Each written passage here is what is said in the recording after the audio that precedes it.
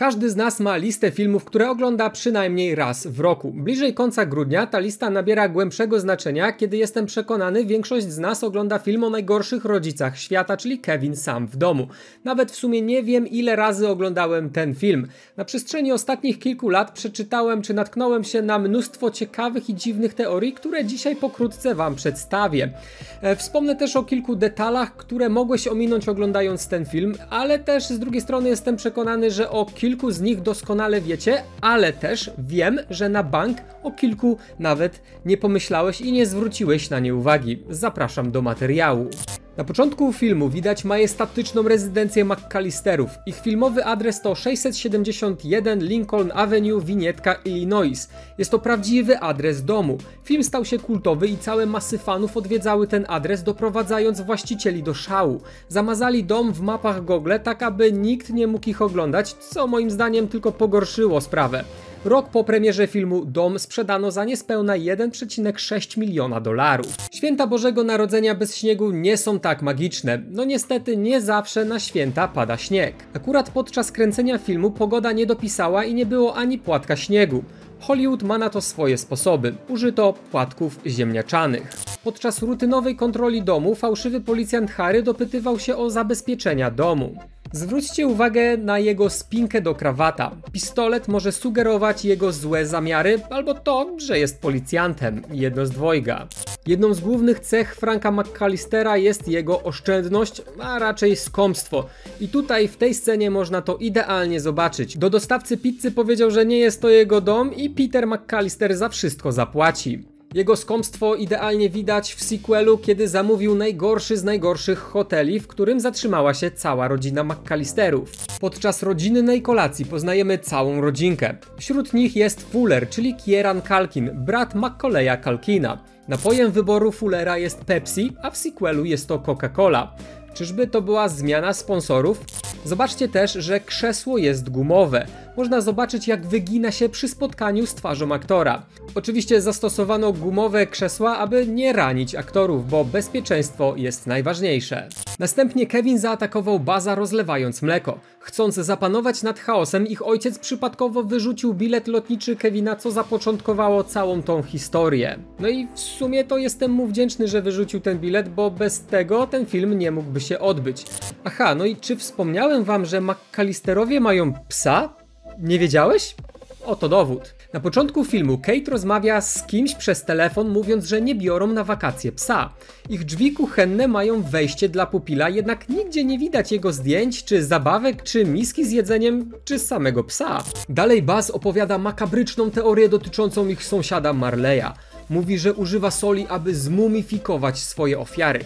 Jednak kilka lat temu trafiłem na teorię mówiącą, że Marley używa soli, ponieważ jego syn nie zrobił tego lata wcześniej.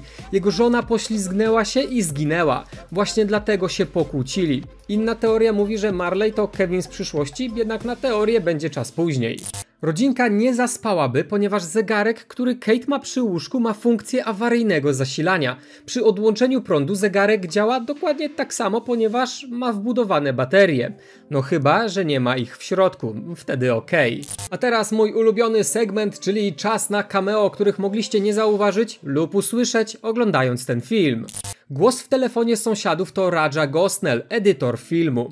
W samolocie jest praktycznie cała rodzina reżysera filmu. Tutaj widać teściową Chrisa, na jej kolanach siedzi córka Chrisa, która wystąpiła w sequelu. Stewardesa linii lotniczych to jego żona.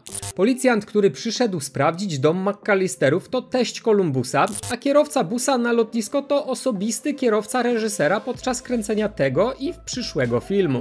Kiedy Kevin buszuje w poszukiwaniu skarbów w pokoju brata, trafia na zdjęcie dziewczyny Buzza. Wiąże się z tym świetna historia. Tak naprawdę nie jest to dziewczyna, ponieważ Columbus nie chciał, aby za każdym razem oglądając film dziewczyna czuła się brzydka. Przebrali więc syna dyrektora artystycznego Dana Webstera w damskie ciuszki i tak oto powstało to zdjęcie.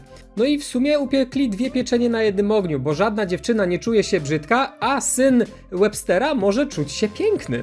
Marv i Harry chcieli obrabować dom McCallisterów, jednak Kevin przygotował się na ich przyjazd, tworząc sztuczną imprezę. Głównym elementem był kartonowy Michael Jordan, którego Kevin wyciął z plakatu z pokoju Buzza. Jednak później w filmie widzimy, że plakat jest cały i zdrowy. No chyba, że Buzz był takim fanem Chicago Bulls, że miał 2 plakaty. Kevin dalej ogląda film, którego oryginalny tytuł brzmi Angels with Filthy Souls. Jest to nagrany na potrzeby filmu segment nawiązujący do prawdziwego filmu Aniołowie o brudnych twarzach z 1938. W materiale o Kevinie samym w Nowym Jorku pomyliłem się, jednak doczytałem i teraz wiem, że mieliście rację, tak dokładnie ty miałeś rację.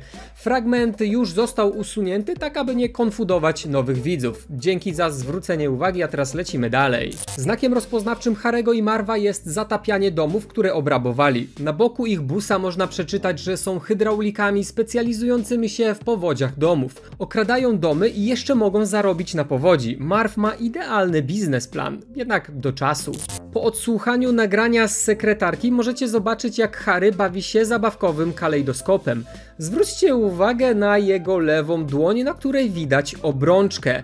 Czyżby Harry miał żonę, o której nic nie wiemy, albo jest to sentyment, albo aktor po prostu zapomniał ściągnąć obrączki. Claudia Harrow była żoną Joe Pesci od 1988 do 1992. Po zrobionych zakupach Kevin miał wielkiego pecha, ponieważ okazało się, że wszystkie kartony są puste, przynajmniej tak się zachowują. Zwróćcie uwagę na to, co trzyma w dłoniach Kevin. Wyraźnie można zobaczyć spusty w dłoniach, które po naciśnięciu rozrywają torby. Kiedy Kevin spotyka Marleya w sklepie, jego ręka jest mocno zakrwawiona. Kevin jest ewidentnie przestraszony, mając w pamięci historię brata.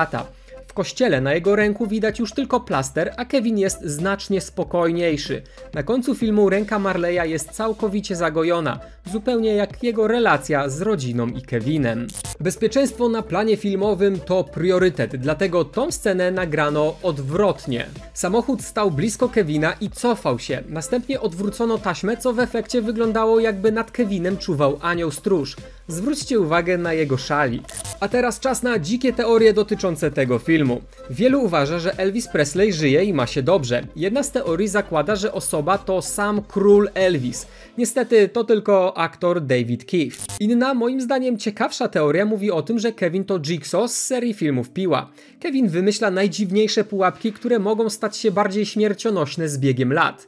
Która teoria według was jest ciekawsza? Macaulay Culkin podczas nagrywania filmu był dzieckiem. Wiem, szok, prawda? Jednak w Hollywood dzieci podlegają specjalnym prawom i obowiązkom mówiące o tym, ile godzin w tygodniu czy dniu młody aktor może pracować.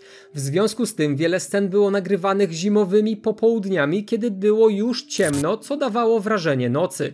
Culkin nie mógł nagrywać wielu scen ze względu na ryzyko kontuzji, więc sceny grał jego 31-letni dubler. W jednej ze scen Harry i Marv powiedzieli, że wrócą do domu McAllisterów około godziny 21, czyli 9 wieczorem.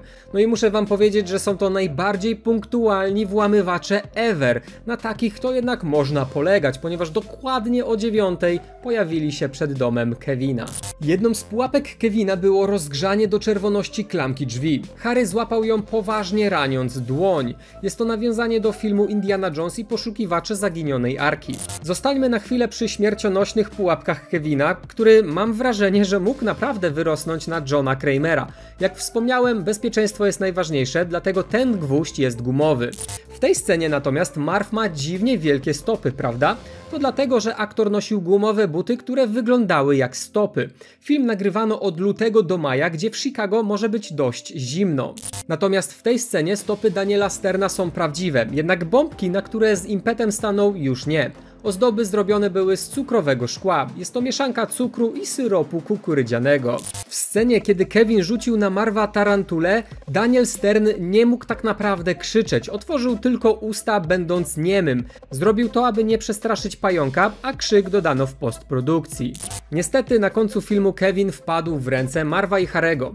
Harry powiedział, że zrobi Kevinowi to, co im, a zacznie od odgryzania palców. Po latach Macaulay Culkin wspomniał, że Joe Pesci naprawdę go ugryzł, zostawiając bliznę. Aktorstwo na najwyższym poziomie. Dajcie mi znać, czy w tym sezonie już oglądaliście Kevina i Kevina 2, a jeżeli tak, to czy wiedzieliście o wszystkim, o czym dzisiaj wspomniałem, a jeżeli nie, to czy macie to w planach. Na razie.